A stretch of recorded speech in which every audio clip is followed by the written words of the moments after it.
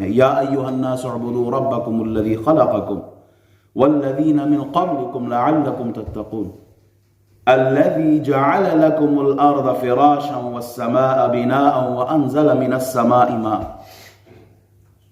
اللہ کی عبادت کرو اس لیے کہ اس نے تمہیں بھی تخلیق کیا، تم سے پہلوں کو بھی تخلیق کیا ہے۔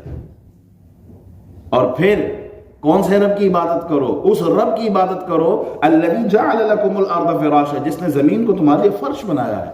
یہ زمین نہ لوہے کی طرح سخت ہے کہ اس پہ چلا بھی نہ جائے، کہ اس پہ کام بھی نہ کیا جائے، اور نہ ہی کپاس کی طرح بالکل نرم کے پاؤں رکھے تو پاؤں زمین میں دھنس جائے۔ نہیں، ایسا نہیں ہے، بلکہ اللہ نے اس کو سخت اور نرم اس کے درمیان میں رکھا ہے کہ بندہ بیٹھ بھی سکتا ہے، لیٹ بھی سکتا ہے، چل بھی سکتا ہے۔ اس رب کی عبادت کرو جس نے تمہیں یہ نعمتیں دی ہیں، اس رب کی عبادت کرو جس نے زمین کو فرش اور آسمان کو چھت بنایا ہے، اس رب کی عبادت کرو اور اس کی عبادت میں کسی کو شریک نہ کرو جس نے آسمان سے پانی برسایا ہے۔ وَأَنزَلَ مِنَ السَّمَاءِ مَاءً فَأَخْرَجَ بِهِ ثَمَرَاتٍ رِزْقًا لَكُمْ۔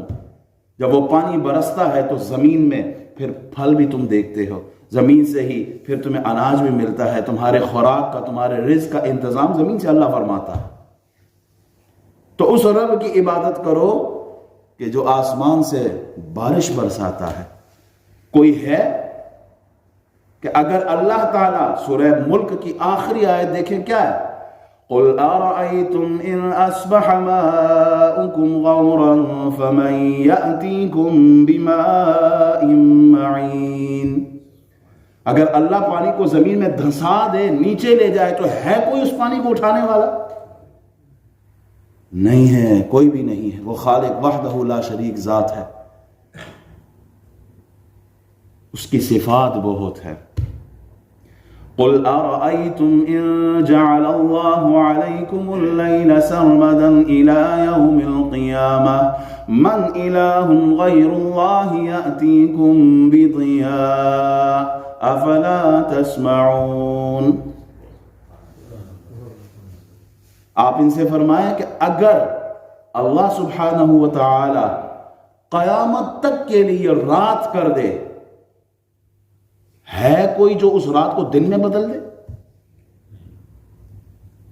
پھر اگلی آیت میں فرمایا قُلْ أَرَأَيْتُمْ إِن جَعَلَ اللَّهُ عَلَيْكُمُ النَّهَارَ سَرْمَدًا إِلَى يَوْمِ الْقِيَامَةِ مَنْ إِلَٰهٌ غَيْرُ اللَّهِ يَأْتِيكُمْ بِلَيْلٍ تَسْكُنُونَ فِيهِ أَفَلَا تُبْصِرُونَ۔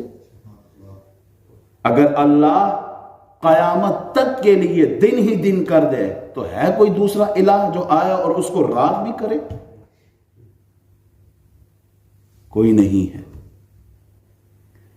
ساری کائنات کے درختوں کو قلم بناؤ اور سمندر کو سیاہی بناؤ اور پھر اللہ کے کلمات کو لکھنا شروع کرو۔